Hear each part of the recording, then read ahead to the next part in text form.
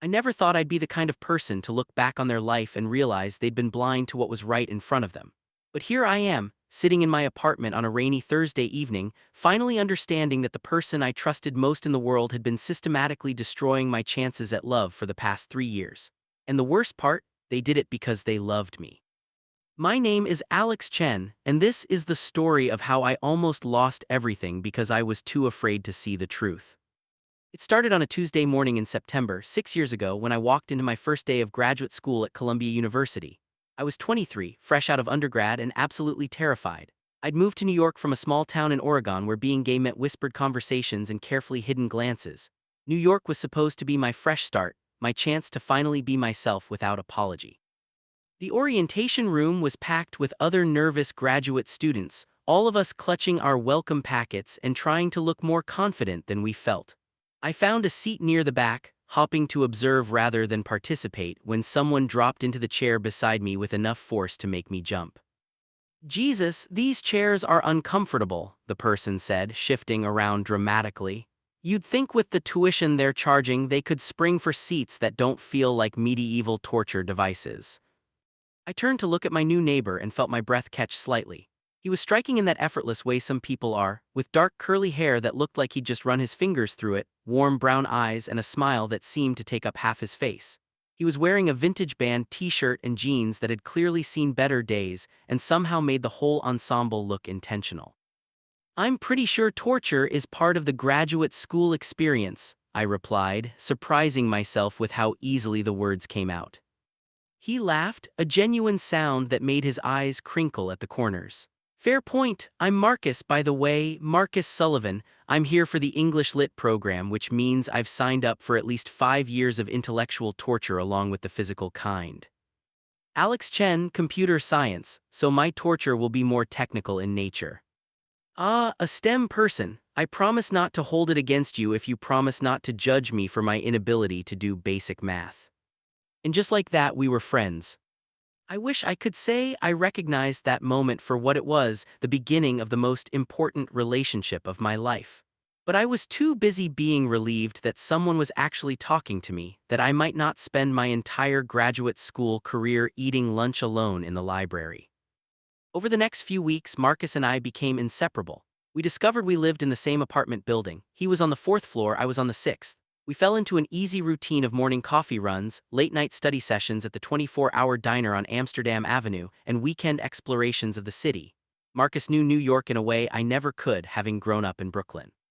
He took me to hole-in-the-wall restaurants in Chinatown, drag shows in the Village, and quiet spots in Central Park that tourists never found. What I loved most about Marcus was how comfortable I felt around him. For the first time in my life, I didn't have to hide who I was. When I mentioned going on a date with a guy I'd met at a campus LGBT event, Marcus didn't blink. He just asked if the guy was cute and demanded to see pictures. "Alex, you can do so much better than this," Marcus said, scrolling through the guy's Instagram profile on my phone. We were sprawled on his couch, supposedly working on our respective assignments but actually procrastinating as usual. He has a picture of himself at the gym with the caption, "No pain, no gain." That's basically a red flag in emoji form. "He's nice," I protested weakly, "and he actually seems interested in me, which is more than I can say for most guys." Marcus handed my phone back with a look I couldn't quite decipher. "You're selling yourself short. You're smart, funny, and way more attractive than you give yourself credit for. You should be with someone who sees that." I felt my cheeks warm at the compliment. "Thanks, Mark, but I think I'll give this one a chance. We're getting coffee tomorrow." "Coffee is good," Marcus said, turning back to his laptop. "Low pressure, easy escape route if he starts talking about his macros."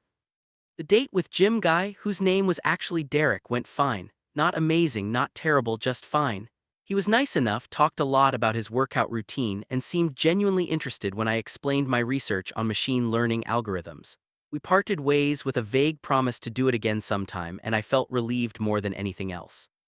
When I got back to my apartment, I found Marcus waiting in the hallway outside my door, holding a pint of ice cream and 2 spoons. "Emergency best friend ice cream," he offered. "I figured you might need to debrief." This became our ritual. Whenever I went on a date, Marcus would be waiting afterward, ready to hear every detail. He'd listen as I described the awkward small talk, the uncomfortable silences, the moments of connection that never quite developed into anything more. He'd offer advice, make me laugh about the embarrassing parts, and reassure me that the right person was out there somewhere. What I didn't realize was that Marcus was doing more than just listening. My first real relationship in New York started in the spring of my second year. His name was Tyler, and he was a law student with ambitions to work in environmental policy. We met at a party thrown by mutual friends, and I was immediately drawn to his passion for his work and the way he seemed to genuinely care about making the world better. Marcus was less enthusiastic.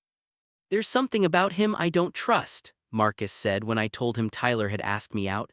We were at our favorite diner, sharing a plate of fries that were definitely going to ruin both our appetites for dinner. "He seems almost too perfect, like he's performing being a good person rather than actually being one." "That's a pretty harsh judgment based on meeting him once at a party," I said, defensive. "I like him, he's intelligent, he's driven, and he seems to actually like me back. Can't you just be happy for me?" Marcus's expression softened immediately. "Of course I'm happy for you, I just worry that's all. You have a tendency to see the best in people, and I don't want anyone to take advantage of that." "I promise I'll be careful," I said, "but I think Tyler might be different." For the first few weeks, everything was great. Tyler and I fell into an easy rhythm of study dates, walks along the Hudson River, and long conversations about everything from politics to our favorite childhood books. He was attentive and affectionate, always texting to check in and making time for me despite his demanding schedule. Marcus, meanwhile, had become suddenly busy. He was always working on a paper or meeting with his thesis advisor or helping another classmate with something. Our coffee runs became less frequent, and when we did hang out, Marcus seemed distracted, checking his phone constantly and cutting our time together short. I told myself it was just because we were both getting busier with school. Second year was more demanding than first, and it was natural that we'd have less time for each other. But I missed him, missed the easy companionship that had defined our friendship since that first day of orientation. Then things started to go wrong with Tyler. It began with small things. He'd mentioned that he'd heard I'd been complaining about him to my friends, which confused me because I hadn't been. He'd get angry about plans I supposedly made without telling him, even though I was certain I had told him. He'd accuse me of being distant and not putting enough effort into the relationship, which stung because I felt like I was trying so hard. "I don't understand what's happening," I told Marcus one evening after a particularly bad fight with Tyler. We were back on his couch, the first time we'd really hung out in weeks, and I was grateful for his presence. One minute everything's fine and the next he's upset about something I don't remember doing. Marcus was quiet for a long moment, his arm around my shoulders in a gesture of comfort. "Maybe he's not the person you thought he was, maybe the guy you fell for doesn't really exist. Or maybe I'm just bad at relationships," I said miserably. "Maybe I'm not cut out for this." "Don't say that," Marcus's voice was firm, almost fierce. "You're one of the best people I know, Alex. If Tyler can't see that, if he's making you feel bad about yourself, then he's not worth your time." 2 weeks later, Tyler broke up with me. He said I was too needy, too insecure, that he needed to be with someone more confident and independent. I spent that night on Marcus's couch, crying into his shoulder while he stroked my hair and told me everything would be okay.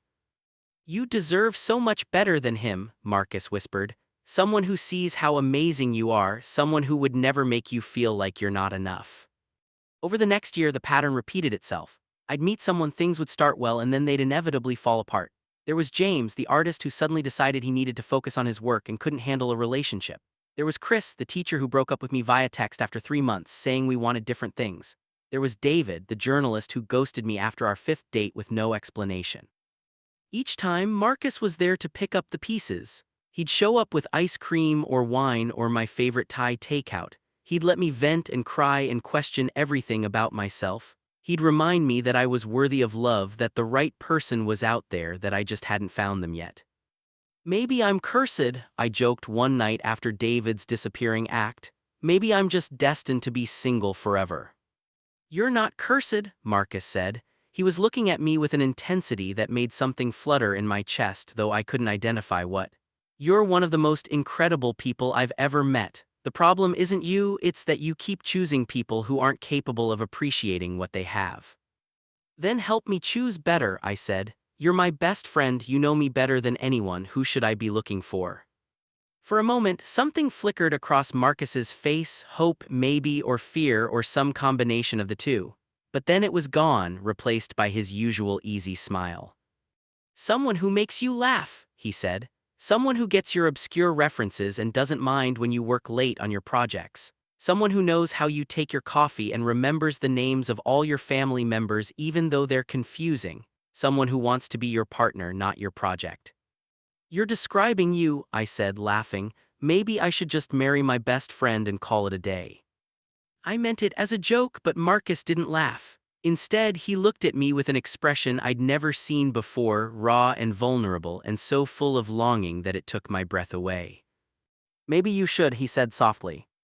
The moment stretched between us, heavy with possibility. I felt my heart racing, my mind trying to catch up with what was happening. Was Marcus saying what I thought he was saying? Did my best friend have feelings for me, and if he did, how did I feel about that? Before I could process any of it, Marcus's phone rang, shattering the moment. He pulled it out, glanced at the screen, and stood up abruptly. I have to take this, he said. It's my advisor, I'll be right back. He left the room and I sat there trying to understand what had just happened. By the time he came back 20 minutes later, whatever that moment had been was gone. Marcus was back to his normal self, chatting about his thesis and asking about my latest project at work. I told myself I'd imagined the whole thing, that I'd been reading too much into a throwaway comment from my best friend. But deep down, something had shifted. A door had opened just a crack and I couldn't quite get it closed again. It was another 6 months before I started dating again. I decided to take a break after the string of failed relationships, focusing on my research and spending more time with Marcus. We'd fallen back into our old rhythm and I found myself happier than I'd been in a long time. Sometimes I'd catch myself watching Marcus as he talked, noticing things I'd never paid attention to before, the way his hands moved when he was excited about something, the sound of his laugh, the way he always seemed to know what I needed before I did. I pushed those thoughts away. Marcus was my best friend, the most important person in my life. I couldn't risk ruining that by developing feelings for him, especially when I wasn't even sure what those feelings were or if they were real. Then I met Nathan. Nathan was a data scientist at a tech company in Midtown. We matched on a dating app, and our first conversation flowed so easily that we messaged for 3 hours straight before deciding to meet up. He was funny, intelligent, and shared my love of terrible sci-fi movies. On our first date, we closed down a coffee shop without realizing how much time had passed. I think I really like this one, I told Marcus after the third date. We were at the diner again, our booth in the back corner that the staff knew to keep reserved for us on Sunday mornings. He's different from the others, more genuine, I think. Marcus's smile didn't quite reach his eyes. That's great, Alex, I'm happy for you. You don't seem happy, I observed. Is everything okay? I'm fine, Marcus said quickly. Just tired, I've been working on my thesis a lot. Over the next few weeks I saw less and less of Marcus. He was always busy when I tried to make plans, always had some excuse for why he couldn't meet up. At the same time, my relationship with Nathan was getting more serious. We'd started staying over at each other's apartments, talking about future plans, using the word boyfriend without the awkward hesitation that had characterized my previous attempts at relationships. Then Nathan started mentioning strange things. Your friend Marcus called me, Nathan said one evening as we were making dinner in his apartment. It was weird. He said he was worried about you, that you'd been going through a rough time and he wanted to make sure I was treating you well. I froze in the middle of chopping vegetables. Marcus called you, how did he even get your number? I don't know, I figured you'd given it to him. Nathan was watching me with a concerned expression. He seemed really intense about it, asked me a bunch of questions about our relationship, about whether I was serious about you. It felt almost like he was interrogating me. I didn't give him your number, I said slowly, and I don't know why he'd call you. I'm sorry, that's really inappropriate. It's okay, Nathan said, though he still looked uncomfortable. I get that he's protective of you, you guys are close, but it was a bit much, you know. I confronted Marcus about it that evening, calling him despite the late hour. Why did you call Nathan? I demanded as soon as he picked up. And how did you even get his number? There was a long pause. I was just looking out for you, Marcus finally said. After everything you've been through, I wanted to make sure this guy was legit. That's not your decision to make, Marcus. I'm an adult, I can look out for myself. Can you? The words came out sharper than Marcus probably intended. Because from where I'm standing, you have a pretty terrible track record of choosing partners. I felt like I'd been slapped. What's that supposed to mean? Nothing, forget it, Marcus sighed heavily. I'm sorry I called him. Okay, I won't do it again. But the damage was done. I started noticing things I'd never paid attention to before. The way Marcus would find something wrong with every person I dated. The way he was always conveniently available when things fell apart but mysteriously busy when things were going well. The strange coincidences, messages that went unsent, plans that got confused, information that seemed to get mixed up between me and my partners. I didn't want to believe it. Marcus was my best friend, the person I trusted more than anyone. There had to be another explanation. But then I met Sophie. Sophie was Nathan's coworker, and we ran into her at a bar one evening when Nathan and I were out with his friends. She was friendly and outgoing, and after a few drinks she pulled me aside.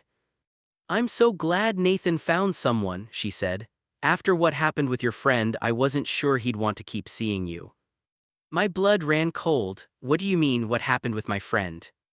Sophie looked confused. Marcus, he came to our office a few weeks ago, said he was your friend and needed to talk to Nathan urgently. He told Nathan some pretty concerning things, that you had serious trust issues, that you'd been in therapy for obsessive behavior, that your last boyfriend had to get a restraining order against you. She saw my expression and her hand flew to her mouth. Oh my God, that wasn't true, was it?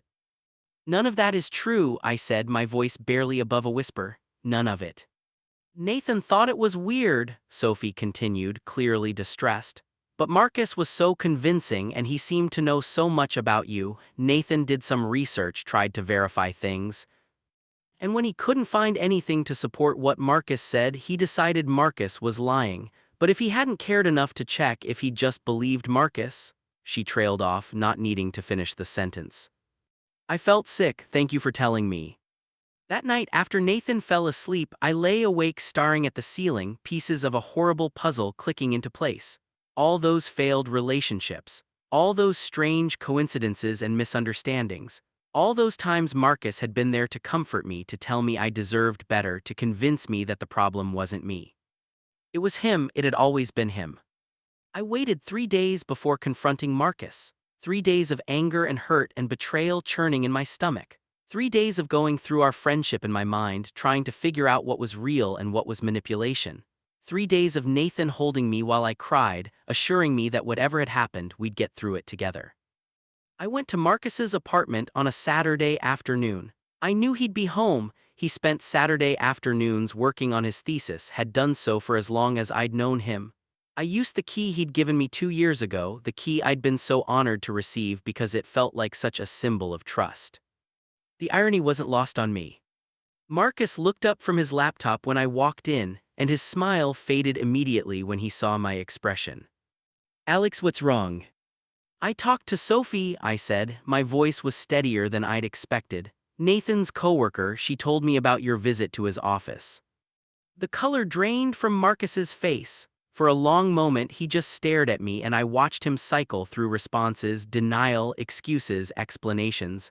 But in the end his shoulders just slumped. I can explain, he said quietly. Can you? I heard my voice rising despite my best efforts to stay calm.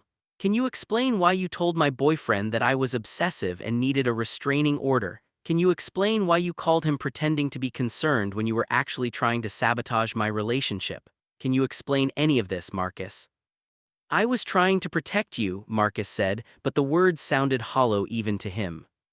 Protect me? I laughed, a bitter sound. From what? From being happy, from finding someone who actually cares about me. From getting hurt again? Marcus stood up, his own composure cracking. I've watched you get destroyed by one asshole after another, Alex. I've been there every single time to pick up the pieces. I was trying to spare you that pain. By lying, by manipulating people, by sabotaging my relationships? I shook my head. Tell me the truth, Marcus, all of it. How long has this been going on? Marcus looked away, his jaw clenched. For a moment I thought he wasn't going to answer, then quietly, since Tyler. Tyler? I felt like the ground was shifting beneath me. You're saying you sabotaged my relationship with Tyler? That was 3 years ago, Marcus, 3 years. He was wrong for you, Marcus said, his voice taking on a desperate edge. They all were. Tyler was using you to make himself feel important. James was too self-absorbed to ever really see you. Chris was still in love with his ex. David was about to move to London for a job and wasn't going to tell you. I was protecting you from people who would have hurt you worse if I'd let things continue. That wasn't your decision to make, I was shouting now, years of pain and confusion boiling over. You had no right to interfere in my life like that, no right to manipulate me and everyone around me. Do you have any idea what you've done to me? I thought there was something wrong with me, that I was somehow incapable of maintaining a relationship. I doubted myself, my judgment, my worth as a person, and the whole time it was you. I know, Marcus said, and I heard tears in his voice.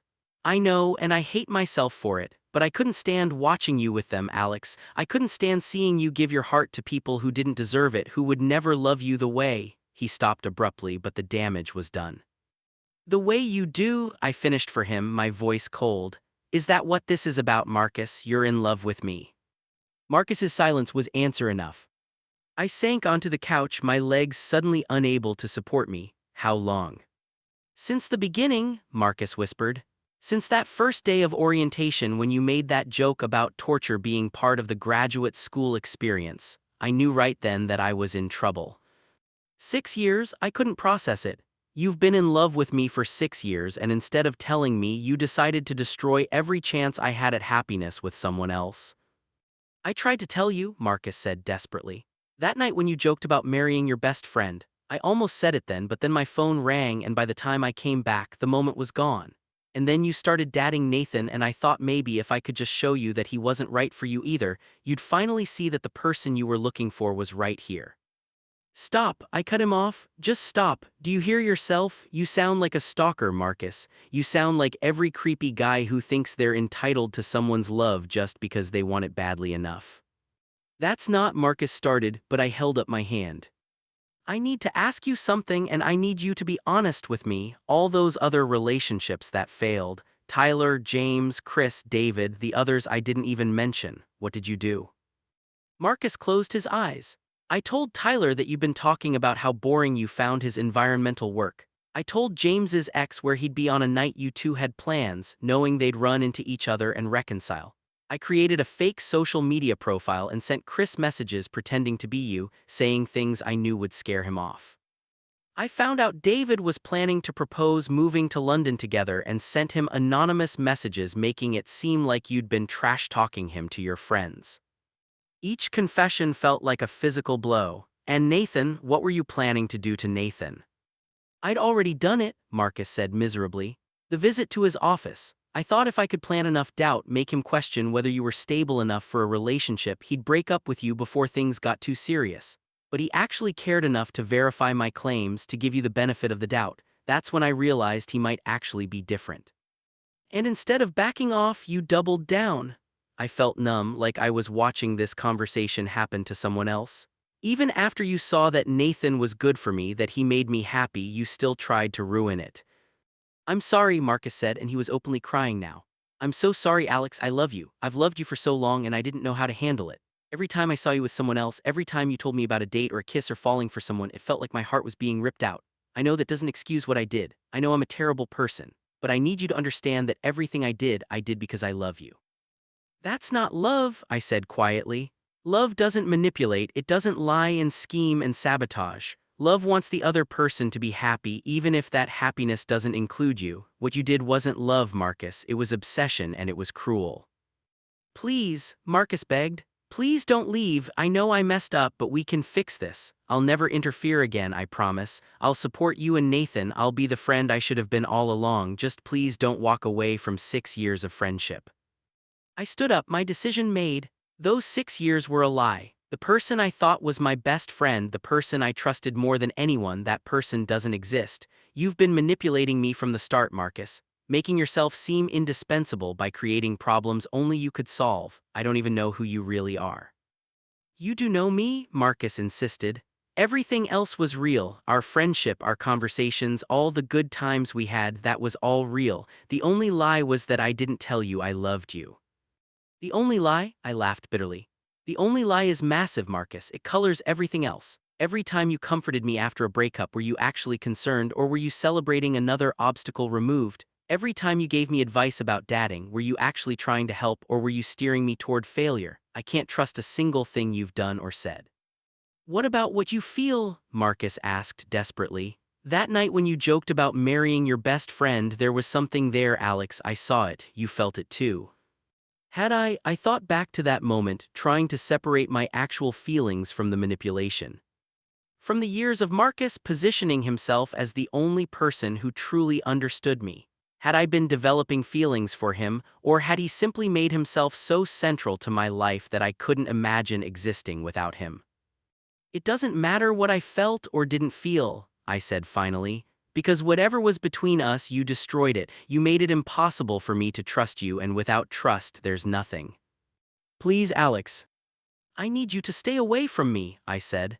"And I need you to stay away from Nathan. If I find out you've contacted him or anyone else I'm dating, I'll report you to the university and get a restraining order if I have to. Do you understand?" Marcus nodded, his face crumpling. "I understand." I walked toward the door, then stopped. There was one more thing I needed to know. That night when you said maybe I should marry my best friend, were you going to tell me? If your advisor hadn't called, if we'd had that conversation, what were you going to say? Marcus met my eyes, and in them I saw years of longing and regret. I was going to tell you that I'd been in love with you since the day we met, that every moment we'd spent together had been the best moments of my life, that I knew you probably didn't feel the same way, but I had to tell you because keeping it inside was killing me. And then I was going to kiss you and hope that maybe, just maybe, you'd kiss me back. "And if I had," I asked, "if I'd kissed you back, if I'd said I felt the same way, would you have told me about the sabotage, about what you'd done to Tyler and the others?" Marcus looked away. "I don't know, I'd like to think I would have, but honestly, probably not. I would have told myself it didn't matter because we were finally together, that it was all in the past." "That's what I thought," I said. "Goodbye, Marcus." I left his apartment and didn't look back. It wasn't until I was in the elevator that I let myself cry. The weeks after my confrontation with Marcus were some of the hardest of my life. I'd lost not just a friend, but the person who'd been my anchor for 6 years. Every time something happened, good or bad, my first instinct was to text Marcus. Every time I had a free evening, I found myself walking past his building before remembering I couldn't go there anymore. Nathan was incredible through all of it. He never pressured me to talk about it, never made me feel guilty for grieving a friendship that had been based on manipulation. He just held me when I cried and reminded me that healing wasn't linear. "I keep thinking about all the time we wasted," I told him one evening. We were in his apartment, curled up on the couch watching a movie I wasn't really paying attention to. "If Marcus hadn't interfered, maybe you and I would have met sooner, maybe I would have found someone else earlier and been happy. Or maybe everything happened exactly when it was supposed to," Nathan said gently. "I don't know if I believe in fate or destiny or whatever you want to call it, but I do know that I have you now, and that's what matters." "Do you ever wonder what else Marcus might have said about me?" I asked. "What other lies he told that you didn't find out about?" "Sometimes," Nathan admitted. "But then I remember that whatever he said, I chose to verify it instead of just believing it. I chose to trust you, Alex, and every day since then you've proven that trust was warranted." "I don't feel very trustworthy," I said quietly. "I let him manipulate me for years. I was so blind to what he was doing." "That doesn't make you untrustworthy, it makes you human. It makes you someone who assumes the best of people, who doesn't immediately suspect your friends of having ulterior motives. Those are good qualities, Alex, even if they sometimes leave you vulnerable." I knew Nathan was right, but it was hard to internalize. I'd started therapy, trying to work through the betrayal and the damage it had done to my self-esteem. My therapist, Dr. Martinez, helped me understand that I'd been the victim of a sophisticated form of emotional abuse. "What Marcus did is sometimes called gaslighting," Dr. Martinez explained during one of our sessions. "He created situations designed to make you doubt your own judgment and perception. He positioned himself as the only reliable source of truth, the only person who really understood you. This is a classic manipulation tactic, and it's not your fault that you fell for it." "But I should have seen it," I insisted. "Looking back, there were so many red flags." "Hindsight is always clearer," Dr. Martinez said. "And Marcus was careful. He didn't do anything so obvious that you'd immediately realize what was happening. He was patient, methodical. The manipulation was subtle enough that you could explain it away each time." As the months passed, I slowly began to rebuild my sense of self. I reconnected with other friends I'd neglected during my friendship with Marcus. I threw myself into my work, making progress on my research that impressed my advisors. I let myself be happy with Nathan without waiting for the other shoe to drop. But I still thought about Marcus. I couldn't help it. 6 years of friendship doesn't just disappear, even when you discover it was built on lies.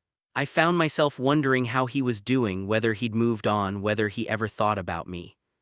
I got my answer 8 months after our confrontation.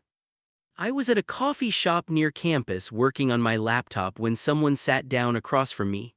I looked up, expecting Nathan, and felt my heart stop when I saw Marcus. He looked different, thinner, with dark circles under his eyes and a defeated slump to his shoulders that had never been there before. For a moment, neither of us spoke. "I'm not here to bother you," Marcus said quickly, seeing me start to gather my things. "I know you told me to stay away and I've respected that, but I'm leaving and I needed to see you one more time before I go." "Leaving?" I asked despite myself. "I finished my thesis early, got a teaching position at a university in Seattle. I'm moving next week."